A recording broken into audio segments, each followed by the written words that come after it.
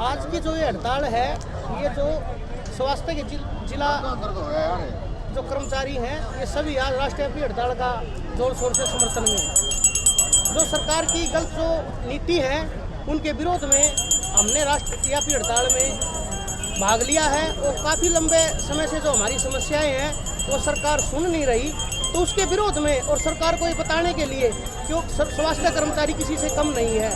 अब तो ये राष्ट्रव्यापी हड़ताल में भाग लिया है, आगे का कोई भी आंदोलन होगा तो हम सरकार के साथ लड़ने का काम करेंगे अगर सरकार हमारी बातें नहीं मानती है। हम सरकार से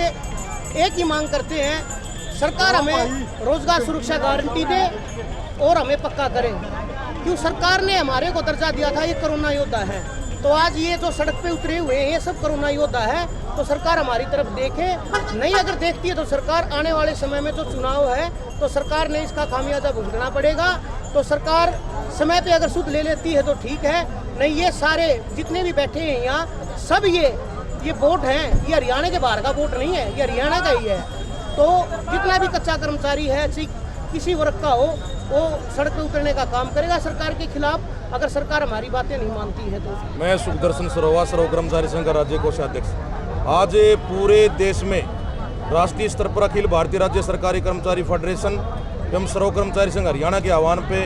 आज पूरे प्रदेश का देश का कच्चा पक्का कर्मचारी अपनी मांगों को लेकर आज हड़ताल पे है। ये राष्ट्रव्यापी हड़ताल केंद्र की सरकार की जो वर्तमान कर्मचारी विरोधी नीतियां उनके खिलाफ है। हम आज इस हड़ताल के माध्यम से मांग करते हैं सरकार से कि जो हरियाणा के अंदर या देश के अंदर जितने भी कच्चे कर्मचारी हैं उनको पॉलिसी बना के नीति बना के उनको पक्का किया जाए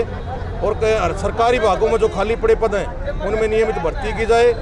पुरानी पेंशन लागू की जाए, किसानों का MSP का मूल्य दिया जाए और जो बेरोजगार युवा जो रोडों के ऊपर घूम रहे हैं उनका रोजगार का प्रबंध किया जाए। इन ये जो 4-5 जो मुद्दे हैं कर्मचारियों के जनता जुड़े हुए मुद्दे हैं, इनको लेकर आज प्रदेश का कच्चा कर्मचारी पक्का कर्मचारी हड़ताल पे है सरकार की कर्मचारी विरोधी नीतियों के खिलाफ। दूसरा हम कहना चाहते हैं कि हमें शौक नहीं हड़ताल करने का, हम जनता से माफ़ी चाहते हैं कि आज जनता को जो दिक्कतें आई हैं, हम कह रहे हैं कि जो जनता के मुद्दे हैं उनको लेकर भी हम आज हड़ताल पे हैं, क्योंकि महंगाई देश में पूरे चरम के ऊपर है और सरकार उसको कम करने का नाम ही नहीं ले रही। सरकार तो इस प्रकार के झूठे वादे कर रही है कि महंगाई है ही नहीं देश में और सरकार करीब भ्रष्टाचार खत्म हो गया। हम आपको बताना चाहते हैं, कल ही माननीय सुप्रीम कोर्ट का एक फैसला आया है, चीफ जस्टिस ने कहा है चंद्रचूड़ ने, तो इलेक्ट्रोल बॉन्ड से जो चंदा मिलता है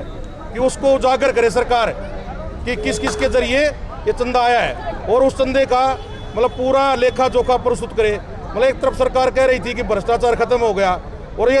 वर्तमान में जो सत्ता में जो लोग बैठे हैं उनकी पार्टी है उसको सबसे ज़्यादा चंदा मिला है, तो इससे भी झटका लग गया सरकार को। सरकार के पसीने छूट गए जो कल जो फैसला है उससे, और सरकार तिलमिला गई। हालांकि हम तो जनता के बीच में कहते भ्रष्टाचार खत्म कर दिया, लेकिन सुप्रीम कोर्ट जो कह रही है ना उसको देखो ना, सुप्रीम कोर्ट क्या कह रही है, सुप्रीम कोर्ट के चीफ जस्टिस क्या कह रहे हैं। तो हम कहना चाहते हैं कि जनता को झूठे नारों में न फंसाए, जनता को धर्म के नाम पे, जात के नाम पे सांप्रदायिक भावनाएं फैलाकर न लड़ाए, कर्मचारियों के मांग मुद्दे उनको हल करे और जनता के जो मुद्दे चाहे वो बेरोजगारी का, चाहे महंगाई का है और दूसरे जो आज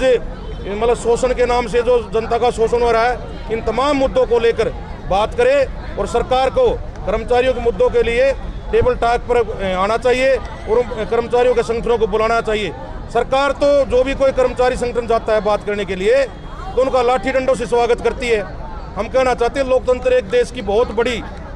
एक स्तंभ है लोकतंत्र, हमारा देश लोकतंत्र के नाम से जाना जाता है। लोकतंत्र का हनन ना करे सरकार और लोकतंत्र को ध्यान में रखते हुए जन संगठनों कर्मचारी संगठनों से बात करे और कर्मचारियों के मुद्दों को हल करवाए।